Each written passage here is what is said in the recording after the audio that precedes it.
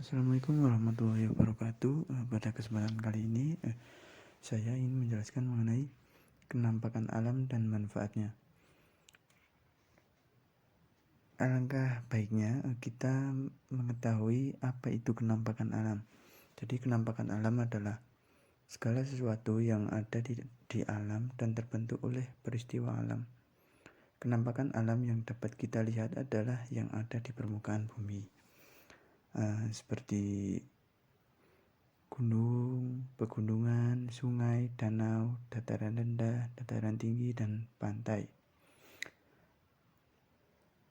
Sedangkan bentangan alam di bagian perairan berupa selat laut dan samudra. Secara umum, manfaat kenampakan alam adalah sebagai berikut. Yang pertama yaitu gunung. Gunung itu dibagi menjadi dua macam, yaitu gunung berapi dan gunung tidak berapi. Gunung berapi terbentuk oleh lapisan material yang keluar dari perut bumi. Gunung berapi yang masih hidup atau aktif, yang gejala yang tampak adalah timbul ledakan atau letusan. Kegiatan gunung berapi diawasi oleh jawatan geologi. Jawatan ini memiliki alat pencatat gempa bumi yang disebut dengan seismograf. Jadi manfaat gunung itu yang pertama itu gunung dapat dijadikan sebagai tempat rekreasi. Yang kedua, material letusan gunung api dalam waktu lama dapat menyuburkan tanah. Gunung sebagai pengatur iklim dan penyimpan air. Dan manfaat dari gunung itu keluarnya magma menyebabkan terangkatnya barang tambang ke muka bumi. Yang selanjutnya yaitu pegunungan. Pegunungan adalah daratan bergunduk-gunduk besar, luas, memanjang, dan tinggi. Pegunungan terbentuk oleh gerakan pergeseran kulit bumi. Jadi manfaat pegunungan antara lain yaitu yang pertama, untuk usaha perkebunan bunga, sayuran, dan tanaman industri. Yang kedua itu sebagai tempat peristirahatan, camping, dan wisata alam. Yang ketiga yaitu tempat tumbuh hutan sebagai daerah perlindungan hewan dan pertumbuhan agar tidak punah. Yang selanjutnya itu sungai. Sungai adalah aliran air yang mengalir di daratan. Sungai pada bagian awal atau hulu berukuran kecil bermula dari daerah pegunungan, mengalir ke tempat yang lebih rendah, akhirnya bermuara di laut atau danau. Manfaat dari sungai yaitu untuk irigasi, mengairi sawah. Yang kedua yaitu tempat memelihara ikan dengan menggunakan keramba. Yang ketiga itu sebagai prasarana transportasi dan perdagangan pasar yang terapung. Yang terakhir itu dapat untuk pembangkitan listrik. Yang selanjutnya yaitu danau. Danau adalah daratan yang cekung dan terisi oleh air.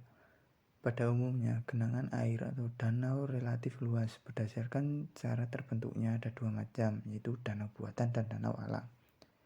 Danau buatan adalah danau yang dibuat oleh manusia dengan cara membendung aliran sungai. Danau buatan sering disebut waduk, sedangkan danau alam adalah danau yang terbentuk oleh peristiwa alam, antara lain karena letusan gunung api, gerakan kulit bumi, dan pelarutan batuan kapur oleh air hujan. Adapun manfaat dari danau yaitu yang pertama menampung air hujan sehingga bisa mengurangi banjir.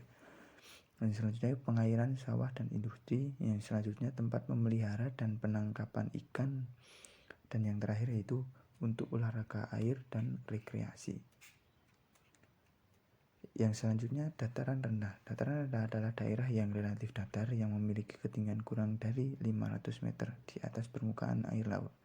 Adapun manfaat dataran rendah adalah sebagai berikut, yaitu untuk lahan pertanian, tanaman pangan, dan perkebunan tebu atau kelapa. Yang selanjutnya dataran tinggi. Dataran tinggi adalah daerah yang relatif datar yang memiliki ketinggian lebih dari 500 di atas permukaan air laut. Adapun manfaat dari dataran tinggi yaitu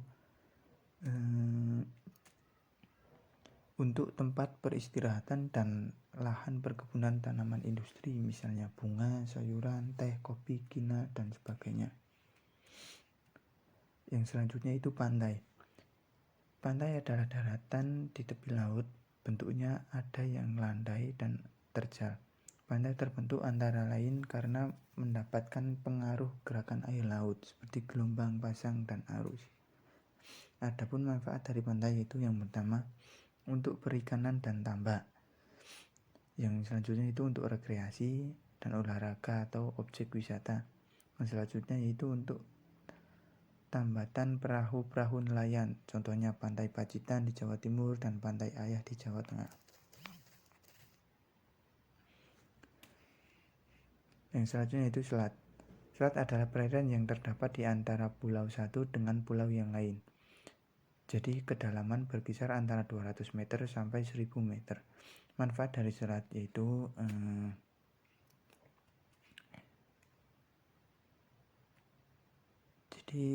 alat angkutan yang digunakan adalah kapal feri. Kapal ini termasuk kapal penumpang.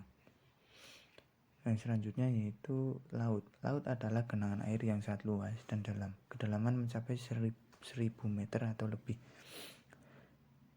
Jadi manfaat laut bagi kehidupan manusia itu sangat banyak. Yang pertama itu laut merupakan penyumbang terjadinya hujan dan pengatur iklim.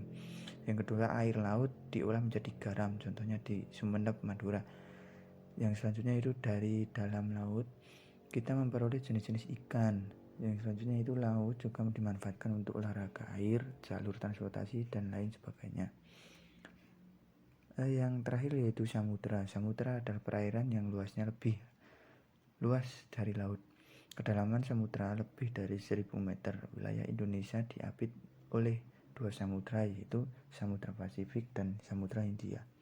Manfaat dengan luasnya perairan di sekitar kita menyebabkan iklim yang menguntungkan, yaitu tidak terlalu panas pada siang hari dan tidak terlalu dingin pada malam hari. Sekian pembelajaran dari saya, yaitu mengenai kenampakan alam dan manfaatnya.